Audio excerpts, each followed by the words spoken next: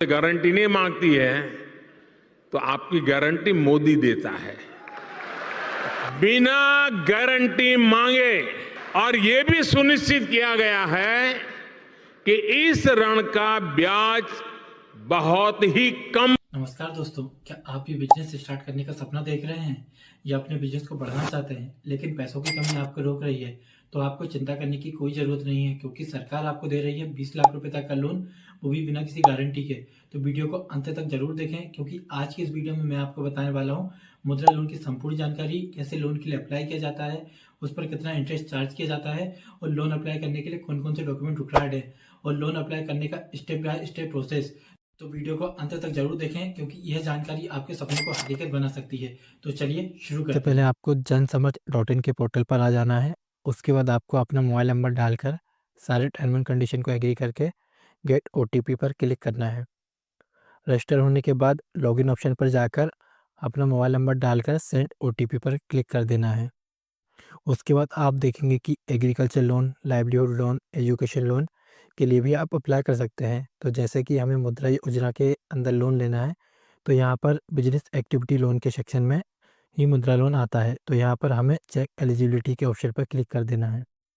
इसके बाद वाले पेज में आप देखेंगे कि अगर आपका बिजनेस हैंडलूम वेबर का है या मैनुअल स्क्वेंजर का है या स्ट्रीट वेंडर की कैटेगरी में आता है, और अगर आपका बिजनेस इनमें से किसी भी कैटेगरी में नहीं आता है, तो आपको अदर बिजनेस पर क्लिक करना होगा। उसके बाद यहाँ पर आपको बताना है कि अगर आपका बिजनेस पहले से चल रहा है या कोई नया बिजनेस स्टार्ट करना चाहते हैं। उसके बाद आपको आपकी क्वालिफिकेशन बताना है। अगर आपका क्वालिफिकेशन 8 क्लास से ज़्यादा है तो आपको येस पर क्लिक करना होगा। उसके बाद आपको बताना है कि आपने एम्प्लॉयमेंट जनरेशन प्रोग्राम के अंदर ट्रेनिंग ली है या नहीं, और अगर एम्प्लॉयमेंट जनरेशन प्रोग्राम के अंदर ट्रेनिंग ली है तो येस पर क्लिक करेंगे, नहीं तो नो पर क्लिक करेंगे। उसके बाद आपका नेचर ऑफ बिजनेस क्या है, मैन्युफैक्चरिंग करते हैं, सर्विस प्रोवाइड करते हैं या ट्रेडिंग करते हैं। उसके बाद आपका जेंडर सेलेक्ट कीजिए। सोशल कैटेगरी के ऑप्शन में आप जिस भी कैटेगरी में आते हैं आपको सेलेक्ट करना है। इसके बाद अगर कोई व्यक्ति विकलांग है तो उसी को इस ऑप्शन पर यस पर क्लिक करना है। हमारे केस में ऐसा नहीं है तो हम नो पर क्लिक करेंगे। उसके बाद यहाँ पर काफ़ी सारे स्टेट बताए गए हैं। अगर आप इनमें से किसी भी स्टेट से बिलोंग करते हैं तो आपको यस पर क्लिक करना है, और अगर आप इनमें से किसी भी स्टेट से बिलोंग नहीं करते हैं तो आपको नो पर क्लिक करना है। उसके बाद अगर आप शहरी क्षेत्र में रहते हैं तो आपको अर्बन सेलेक्ट करना है, या आप ग्रामीण क्षेत्र में रहते हैं तो आपको रूरल सेलेक्ट करना है। उसके बाद आपसे पूछा जाएगा कि आपकी एप्लीकेशन किस कैटेगरी में आती है। अगर आप इंडिविजुअली बिजनेस कर रहे हैं तो आपको इंडिविजुअल पर क्लिक करना है, और अगर आपका बिजनेस पार्टनरशिप में है या कोई ऑर्गेनाइजेशन है तो आपको नॉन इंडिविजुअल पर क्लिक करना होगा। उसके बाद आपसे पूछा जाएगा कि आपकी प्रोजेक्ट कॉस्ट क्या है।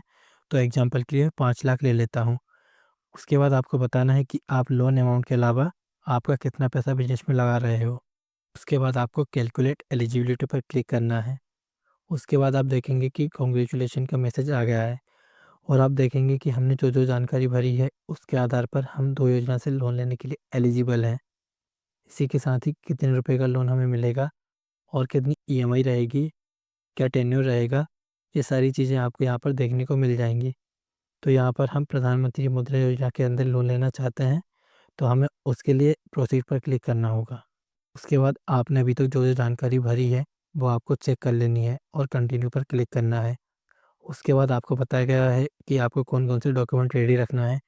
जैसे आधार कार्ड, पैन कार्ड के थ्रू आपका वेरिफिकेशन कराना होगा, तो यहाँ पर आपको प्रोसीड पर क्लिक करना होगा। देन आपको सारे टर्म एंड कंडीशन को एग्री करके नेक्स्ट पर क्लिक कर देना है। उसके बाद आपके आइडेंटिटी वेरिफिकेशन के लिए पैन कार्ड की डिटेल्स डाल के सबमिट पर क्लिक कर देना है। उसके बाद अगर आपके पास उद्यम सर्टिफिकेट है तो आपको उसका रजिस्ट्रेशन नंबर डाल देना है, और अगर आपके पास उद्यम सर्टिफिकेट नहीं है तो यहाँ पर रजिस्टर नाउ पर क्लिक करके आप रजिस्ट्रेशन कर सकते हैं, या ऐसे स्किप भी कर सकते हैं। उसके बाद आधार वेरिफिकेशन के सेक्शन में जाकर अपना आधार नंबर डाल देना है।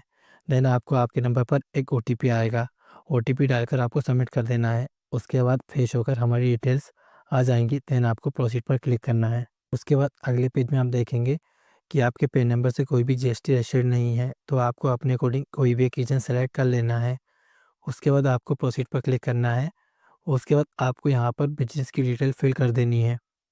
आपका बिज़नेस किस नाम से है, आपका बिज़नेस कब स्टार्ट हुआ था, देन आपको अपना स्टेट सेलेक्ट करना है, देन आपको आपकी सिटी सेलेक्ट कर लेनी है। उसके बाद आपके बिज़नेस में अप्रॉक्स कितने कस्टमर हैं और एक कस्टमर से हाईएस्ट कितनी सेल आती होगी। उसके बाद आपको यहाँ पर पिछले 12 महीने की सेल्स डिटेल डालनी होंगी। अगर आपका बिज़नेस नया है तो आप 0 भी डाल सकते हैं। देन आपको प्रोसीड पर क्लिक करना होगा। इसके बाद इनकम डिटेल्स में आपसे पूछा जाएगा कि आप इनकम टैक्स फाइल करते हो या नहीं। उसके बाद आपकी जो भी फाइनेंशियल डिटेल है उनको आप इनकम टैक्स के पोर्टल के थ्रू फेच करना चाहते हो या मैन्युअली डिक्लेयर करना चाहते हो। इसके लिए आपको अपने बिज़नेस का नाम यहाँ एंटर करना होगा। उसके बाद अगर बिज़नेस का पैन है तो बिज़नेस का पैन एंटर करना है या अपना पैन नंबर भी एंटर कर सकते हैं। उसके बाद डेट ऑफ इनकॉर्पोरेशन के सेक्शन में आपका बिज़नेस किस डेट से स्टार्ट हुआ था, वो डेट आपको सेलेक्ट करनी है। उसके बाद फाइनेंशियल डिटेल के सेक्शन में आकर कितनी सेल्स की, क्या प्रॉफिट है, ये सारी डिटेल्स आपको फिल करनी है। और अगर आपका बिज़नेस नया है तो आप 0 भी लिख सकते हैं।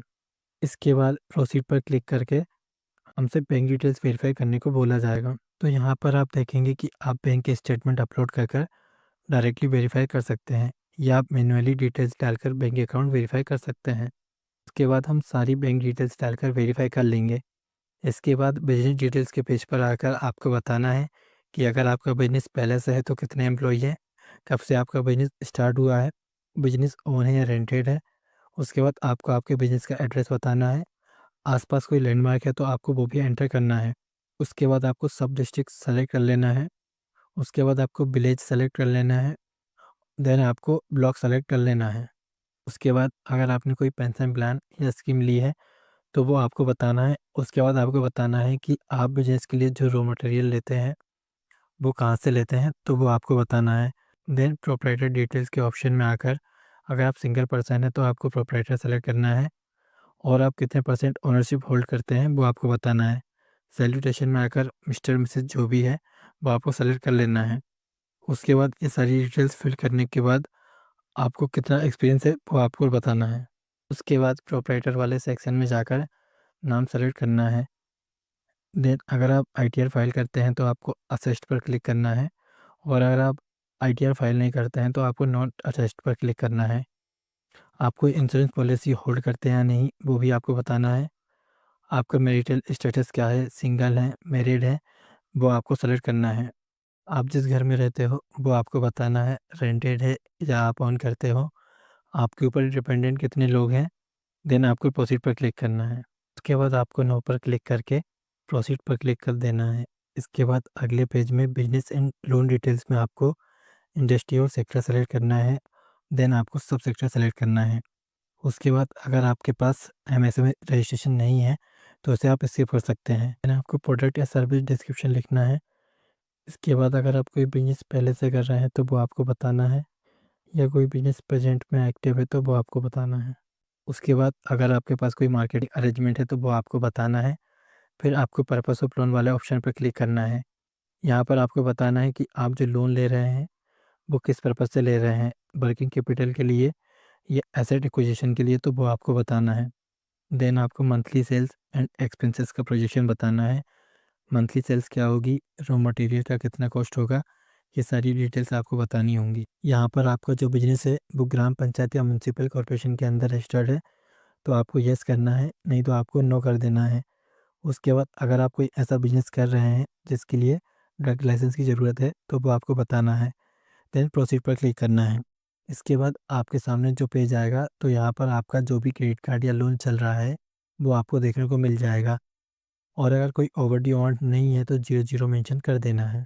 इसके बाद प्रोसीड पर क्लिक कर देना है। उसके बाद यहाँ केवाईसी के लिए PAN card, voter ID, passport, licence इनमें से कोई एक डॉक्यूमेंट दे सकते हो और अगर आप चाहो तो डॉक्यूमेंट अपलोड करने का जो प्रोसेस है वो स्किप भी कर सकते हो।